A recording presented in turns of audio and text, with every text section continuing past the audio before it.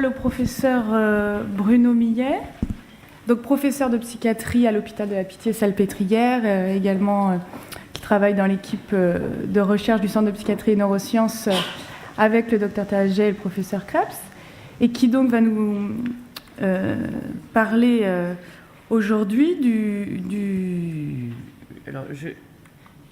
stress post-traumatique après les attentats, le blocage de la reconsolidation après les souvenirs.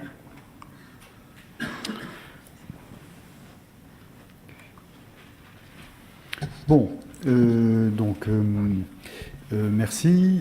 Cette session sur les peurs, elle est très intéressante parce que c'est vrai que c'est un aspect qui nous interroge beaucoup sur les causes des phobies, les causes de nos peurs.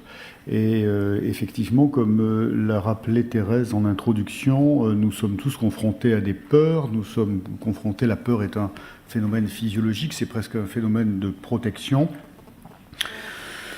Je dois dire que moi, pour ce qui me concerne, j'ai pendant longtemps, et je travaille toujours sur d'autres types de troubles anxieux, que sont les troubles obsessionnels compulsifs. Mais la recherche dont je vais vous parler, c'est plus une recherche citoyenne qui a fait l'objet de beaucoup de sollicitations pour des raisons évidemment liées à l'actualité. C'est-à-dire que c'est une recherche qui est liée au stress post-traumatique présenté par les personnes ayant été confrontés aux attentats de novembre 2015 et puis de 2016. Donc vous le savez, nous sommes confrontés... alors juste peut-être pour dire que, avant cela, vous le savez que nous sommes confrontés à un changement de paradigme un petit peu, puisque... janvier 2015, puis novembre 2015, des attentats horribles ont été commis en France avec de nombreuses victimes. Et cela a évidemment suscité un émoi national très important, également un émoi international. Et beaucoup de personnes ont souhaité soutenir la France pour ces événements. Donc il y a eu un certain nombre de dons, il y a eu une mobilisation sans précédent des hôpitaux de Paris, et notamment les soignants se sont beaucoup impliqués dans la prise en charge des patients traumatisés. Et je dois dire que lorsque, le 13 novembre, lorsque j'ai appris ce qui s'était passé, évidemment, je me suis rendu le lendemain matin tout de suite sur les lieux, et là, j'ai mesuré la détresse des gens qui venaient pour demander des informations sur leurs proches. Et puis, quelques jours après, nous avons été confrontés aux soignants qui disaient qu'ils n'avaient jamais rencontré de telles blessures, des blessures de guerre, et que donc, pour beaucoup, ils étaient vraiment désemparés par rapport à la prise en charge de ces patients-là. Alors, on a commencé à mettre en place à l'hôpital Pitié-Salpêtrière une prise en charge des soignants, en leur proposant une sorte de cellule et puis des groupes pour qu'ils puissent exposer ce à quoi ils avaient été confrontés et ce à quoi ils n'étaient pas habitués. Et puis, cette prise en charge de terrain, si j'ose dire, a coïncidé avec une démarche d'un collègue canadien qui, lui, a développé la technique de blocage de la reconsolidation mnésique chez les patients souffrant d'états de stress post-traumatique. Le professeur Alain Brunet a pris contact dans un premier temps avec la direction du CNRS en France, puis avec la direction de l'assistance publique Hôpitaux de Paris avec Martin Hirsch, et nous avons eu une réunion avec l'idée, de la même façon, de la part de Martin Hirsch, de la même façon qu'il l'avait mobilisé, enfin que de la même façon qu'il y a eu une mobilisation des médecins et des soignants de réanimation, de chirurgie, il souhaitait aussi qu'il y ait une implication de la psychiatrie, de l'assistance publique Hôpitaux de Paris, pour aider les gens présentant des états de stress post-traumatique ou des troubles de l'adaptation liés aux conséquences des attentats. Et donc à partir de là, nous nous sommes rencontrés avec le professeur Brunet et nous avons essayé de construire ce projet d'essai thérapeutique visant à évaluer la technique du blocage de la reconsolidation mnésique. Je vais en dire 2 mots, et avec l'idée de comparer cette approche thérapeutique qui est un peu innovante, et vous allez voir pourquoi elle est innovante, parce qu'elle conjugue un traitement médicamenteux, le propranolol, qui est toujours un antihypertenseur, et une situation de mise en exposition par rapport à ce que les personnes ont vécu, avec l'idée que peut-être le propranolol pourrait avoir une action atténuatrice sur la charge émotionnelle du souvenir que les gens vont garder en mémoire et qu'ils ne cessent de ressasser. Voilà. Alors,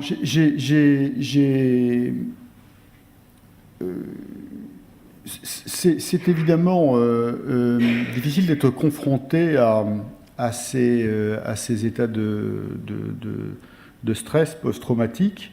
Mais il faut savoir qu'en France, là, nous vivons une période difficile parce que nous sommes confrontés au terrorisme et à ces attaques-là. Mais il faut savoir que d'autres pays ont été beaucoup touchés par les grandes catastrophes, soit humaines, soit naturelles également. Et alors ça m'a beaucoup marqué parce que souvent, quand on se retrouve dans le soin aigu et lorsque l'on se retrouve devant une détresse personnelle, on ne sait pas toujours comment intervenir. Et c'est aussi le cas dans des situations de catastrophe, notamment pour le tsunami. Et là, c'est une phrase que j'ai retirée d'un ouvrage, Radio Imagination, qui est un ouvrage rédigé par un auteur japonais, et qui résume assez bien la façon qu'il a eu le personnage du roman explique comment il s'engage dans la prise en charge des stress aigus, des traumatismes, et il ne sait pas comment faire pour aider. Et il résume les choses de la façon suivante: de toute façon, je ne suis pas parfait, alors j'ai cessé de me préoccuper de savoir comment les autres me voyaient.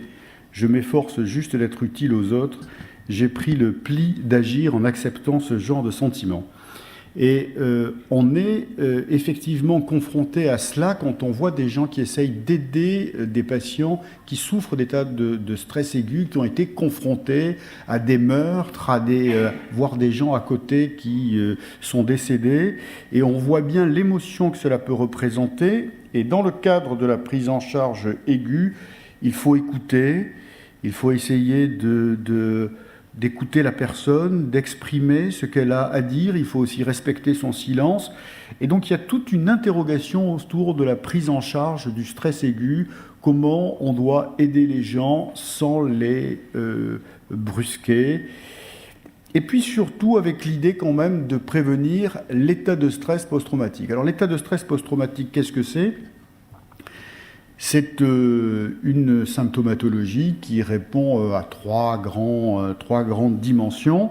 La première dimension, c'est évidemment la reviviscence émotionnelle de l'événement traumatique, avec la personne qui revoit sans arrêt cet événement traumatisant.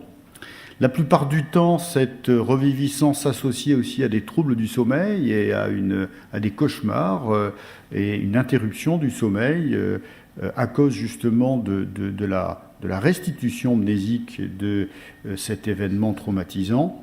Et puis surtout, les conséquences qui sont très importantes en termes de coûts pour la société, c'est les conduites d'évitement. Les gens ne veulent plus se confronter à nouveau à leur quotidien, et souvent ils évitent les situations, ils changent de vie, ils interrompent leur métier.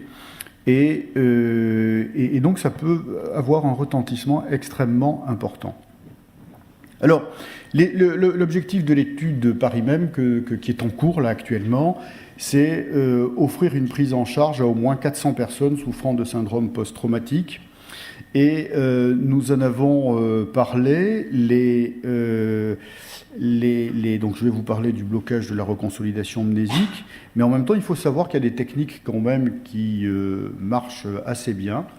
Et les techniques qui sont utilisées, la plupart du temps, vous avez cité le MDR, qui est donc une technique qui consiste finalement à focaliser son attention sur un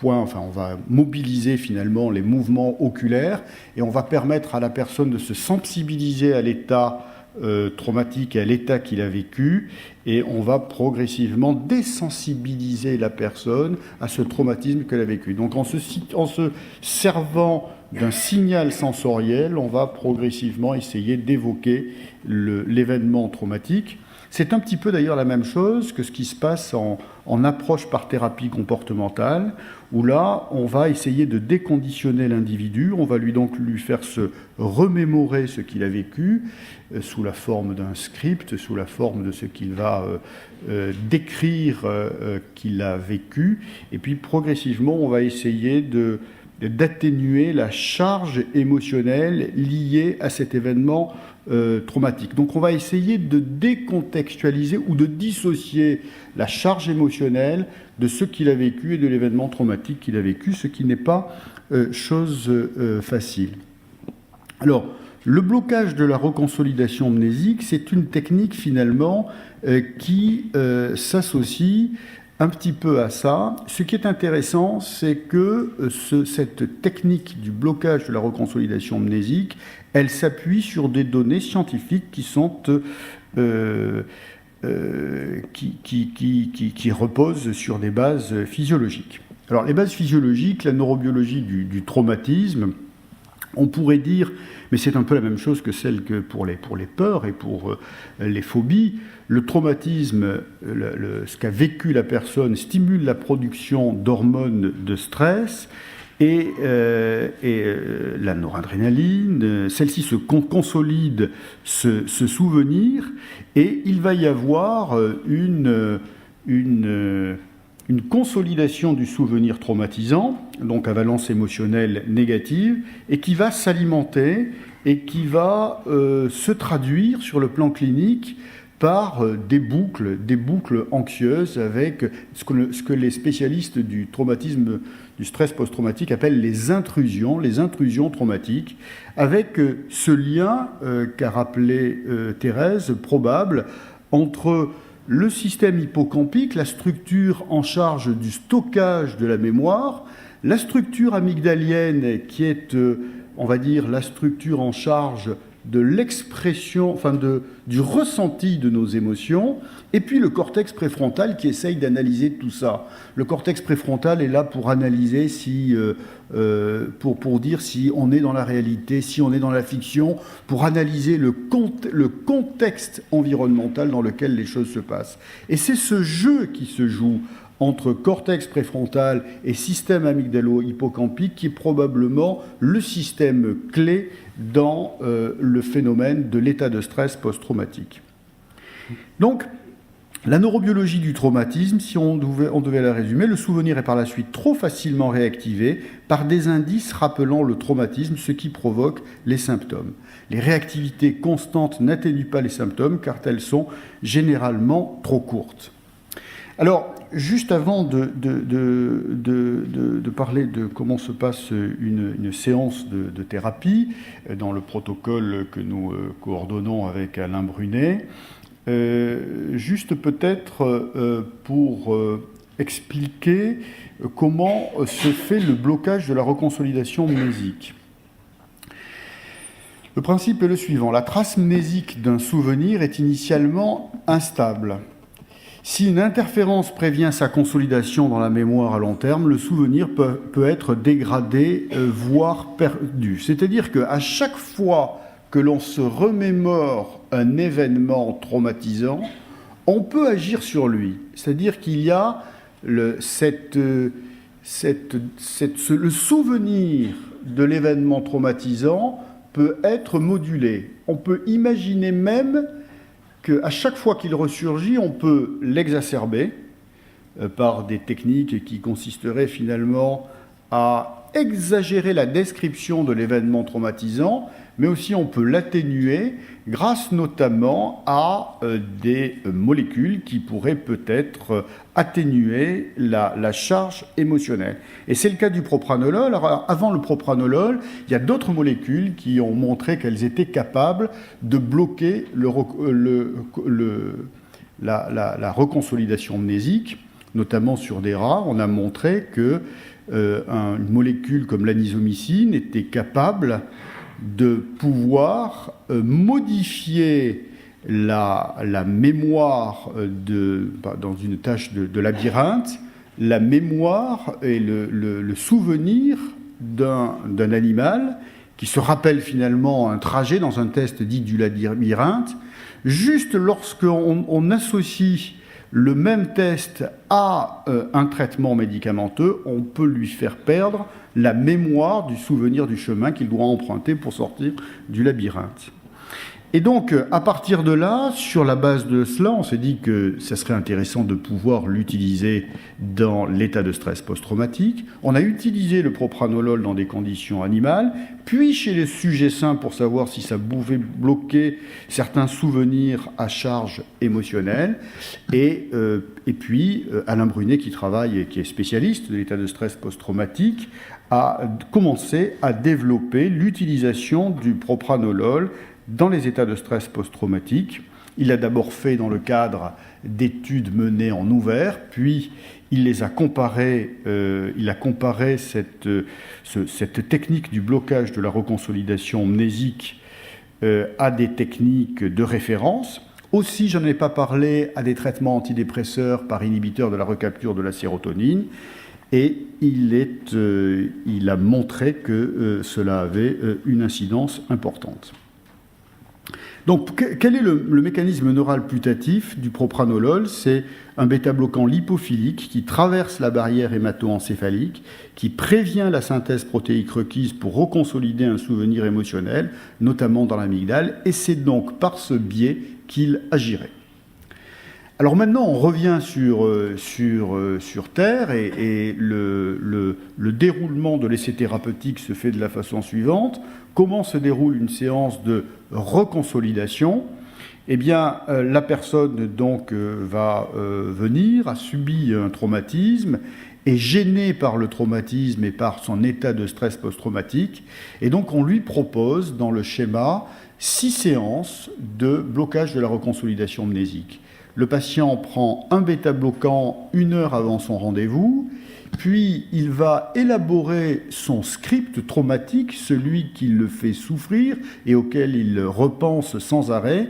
Il l'écrit sur une feuille et puis à haute voix, devant le psychologue, devant le médecin, il va répéter et exposer à haute voix le récit de son traumatisme pendant environ 10 minutes. Puis, il est revu toutes les semaines, et chaque semaine, il y a cette séance qui associe prescription médicamenteuse et reviviscence et réinscription dans l'événement traumatisant et réévocation, donc, sous cette forme.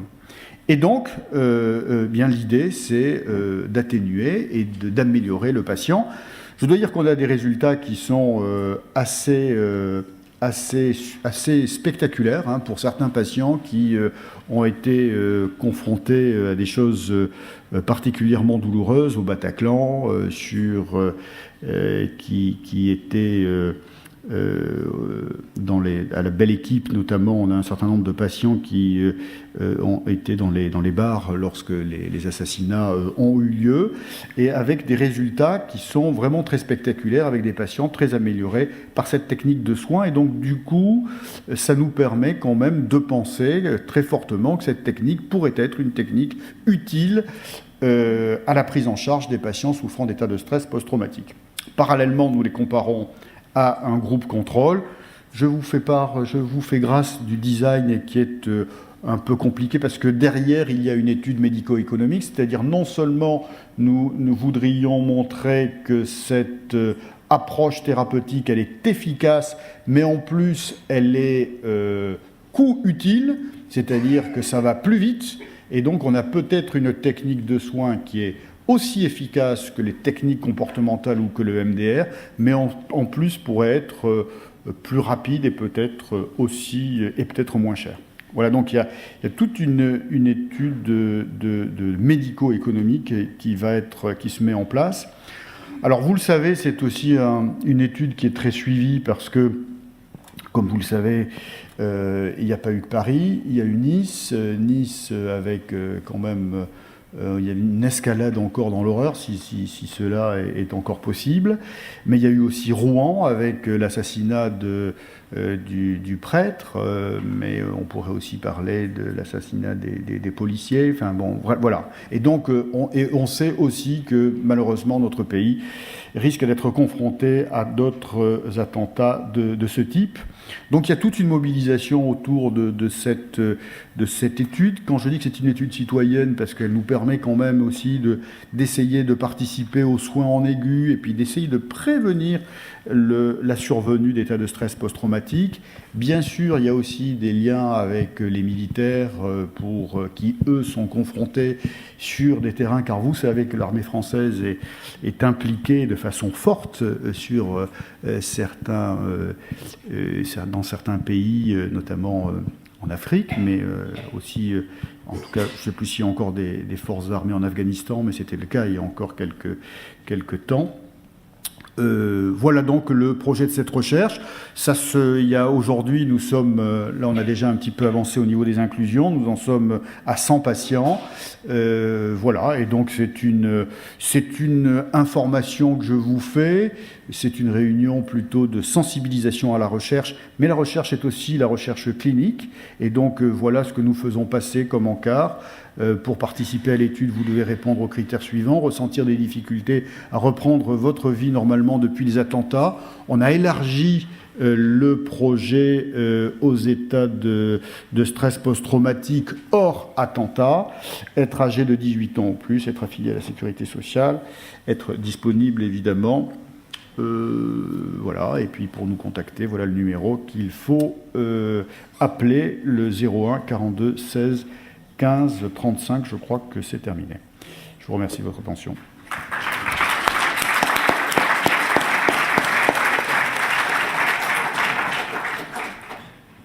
Merci beaucoup Bruno pour cette belle étude, très ancrée dans la réalité, comme tu assistais. Est-ce qu'il y a des questions ? Plein de questions. Bonjour. Bonjour et merci. Je voudrais savoir si cette étude peut s'appliquer à des traumatismes anciens de l'enfance qui sont revécus de façon continue par un patient. Merci de votre question. Oui, c'est-à-dire, mais ça va faire d'ailleurs l'objet c'est une interrogation supplémentaire que nous avons. Est-ce que plus l'épisode est ancien, et peut-être il est plus difficile à faire disparaître ? Ça va de soi, spontanément, c'est ce que nous avons tendance à penser. Mais aujourd'hui, des personnes qui auraient été confrontées à un traumatisme ancien qui serait toujours vivant, c'est-à-dire et qui s'exprime toujours sous la forme de cauchemars, de reviviscence, et si la personne répond aux critères diagnostiques d'état de stress post-traumatique, cette personne peut faire partie de l'étude. Est-ce qu'il y aurait, s'il vous plaît, quelques effets secondaires négatifs à la prise de ce bêta-glucan ? Il y en a.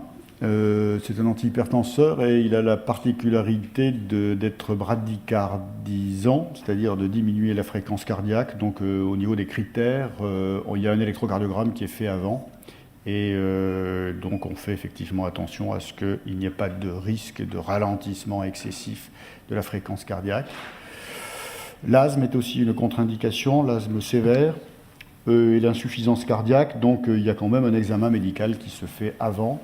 Les posologies qui sont utilisées sont des posologies un petit peu plus importantes que celles utilisées à visée antihypertensive. En principe, c'est quand même un traitement qui est bien connu, très ancien, et pour lequel on a véritablement un recul très important. Bonjour, je voudrais juste savoir depuis combien de temps existe cette façon de traiter les états de stress post-traumatique. Je présente peut-être un syndrome de déjà-vu, mais il me semble justement que c'était des études canadiennes qui présentaient cette façon de faire, une molécule chimique, alors je ne me rappelle pas si c'était le propanol ou autre chose, couplée à une exposition par un récit écrit, lu. Et il me semble que c'est une affaire de 6-8 ans, peut-être même plus, parce que le temps passe très vite. Vous avez tout à fait raison, mais vous savez, quand on travaille sur un projet et que sur une technique, quelquefois, il y a des chercheurs qui restent pendant 20 ans sur une recherche. Et c'est le cas de Alain Brunet qui arrive, si j'ose dire, ça fait 20 ans qu'il travaille déjà sur ces états de stress post-traumatique. Il n'est pas le seul, hein, il a travaillé également avec il y a des équipes américaines. Et puis il faut savoir qu'il y a une équipe française également qui a travaillé là-dessus chez l'animal et sur la question du blocage de la reconsolidation et la potentialité pour le propranolol d'avoir une action sur le blocage de la reconsolidation mnésique. Donc chaque fois que vous développez une technique thérapeutique, ça prend beaucoup de temps parce que d'abord vous devez la plupart du temps prouver que ça peut agir sur l'animal, qu'il n'y a pas d'effet trop indésirable lorsque vous utilisez une molécule. Après vous devez l'utiliser chez le sujet sain. Après vous devez l'utiliser dans des études en ouvert. Après vous devez l'utiliser sur des petits groupes de patients en comparant la technique à des traitements de référence ou à un traitement par placebo. Et après, vous devez essayer de rendre compte de l'intérêt et de l'utilité de la technique à grande échelle. C'est une des raisons qui conduit Alain Brunet, mais c'est aussi une démarche d'aide aussi, parce qu'il se sent très proche de la France, qui l'a conduit à faire cette démarche. Enfin, je ne peux pas parler à sa place, mais je crois que telle est sa démarche.